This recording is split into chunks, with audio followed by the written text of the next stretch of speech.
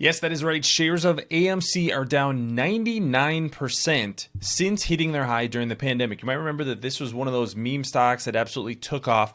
No fundamental reason that the stock was up so much in 2021, but that's exactly what happened. It took off like a rocket. Investors that bought then and held have really paid the price, and that's because the fundamentals eventually win in investing. That's just simply the way things work long term. You have to drive revenue growth, you have to drive profitability.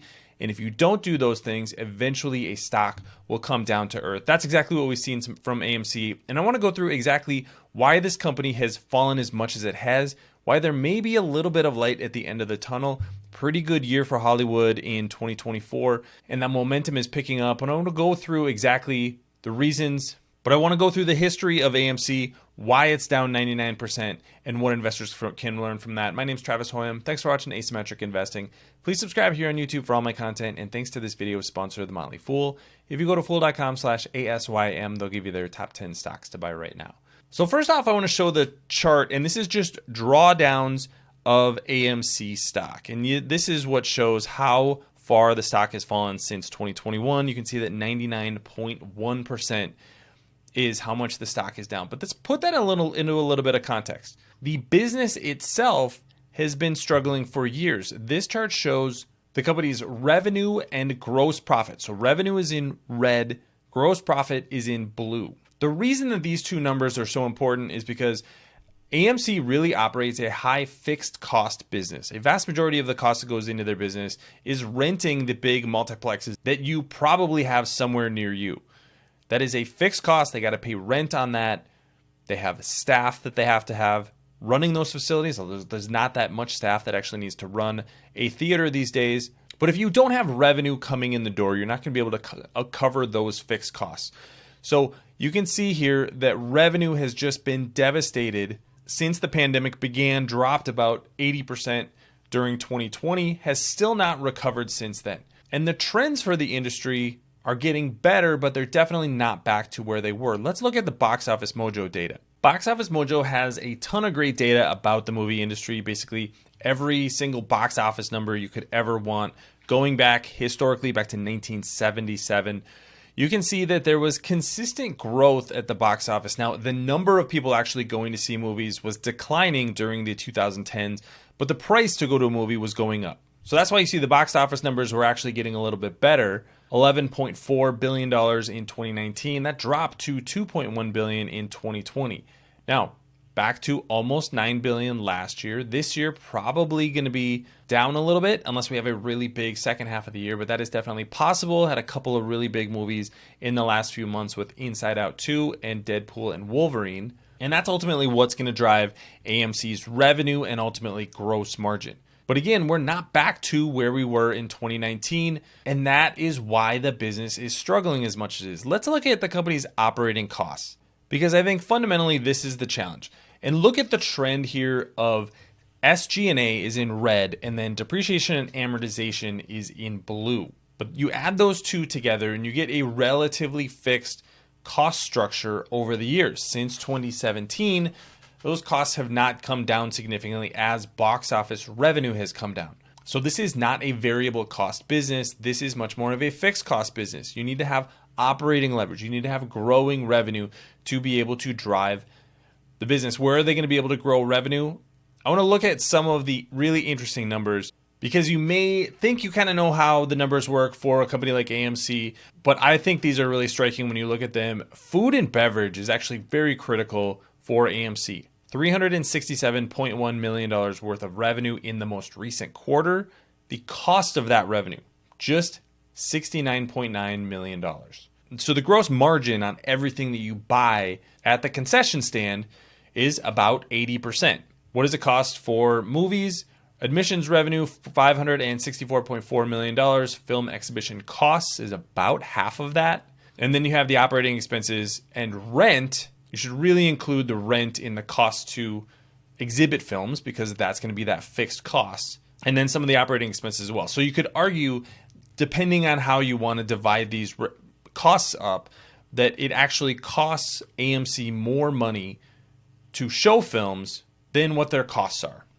So that's Sort of the fundamental way that the business works, where they make that up, is with food and beverage. So if people aren't going to the movies, if they're not spending money on food, on drinks, on beer, then this business just simply doesn't work. And that's where these numbers are so striking. This is the first 6 months of 2024, almost 100,000 people, but you can see a year ago that was 114,000 patrons seeing movies. That obviously is going to improve a little bit in the back half of the year as you have a little bit better movies coming out. There's also not any pricing power. Like I said earlier, the cost to go to movies was going up for years. That is now moving in the opposite direction. That is now going down. The average cost for a movie, whether you're looking at international numbers or US numbers, is on the decline.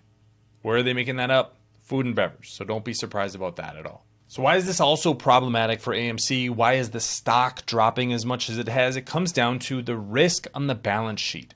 The corporate borrowings as of the end of June, $4.2 billion. On top of that, they have operating lease liabilities of $3.8 billion. Exhibitor service agreements.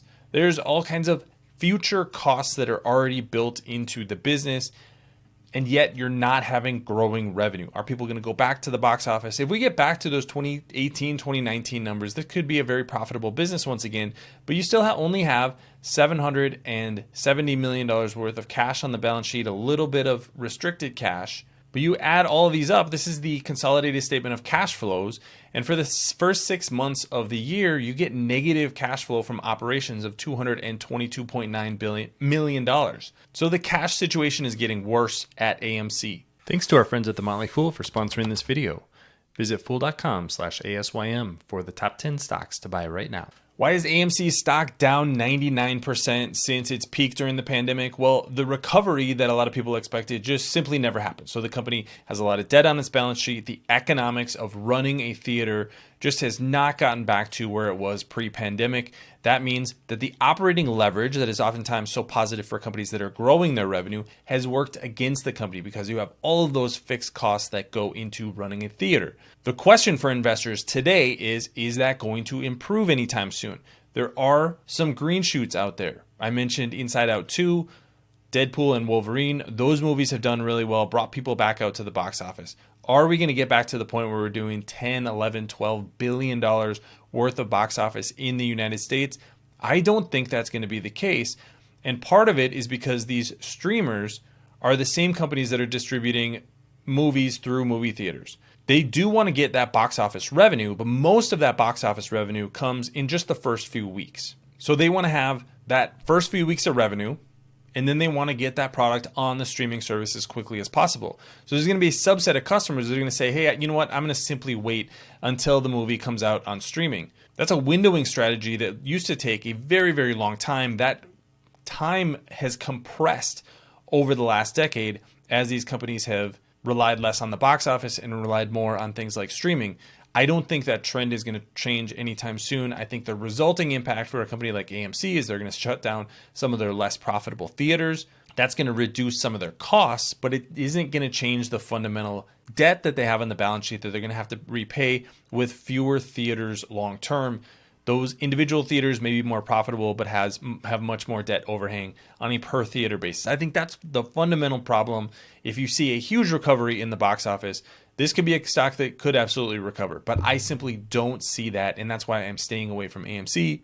Stayed away from it for years while it was a meme stock, but that's because the valuation just got way out of whack with fundamentals. There may be a better risk-reward profile today, but I still don't think it's quite a buy. But what do you think about AMC today? Leave your comments in the comment section below. Don't forget to subscribe to Asymmetric Investing. Thanks for watching, everybody. See you here next time.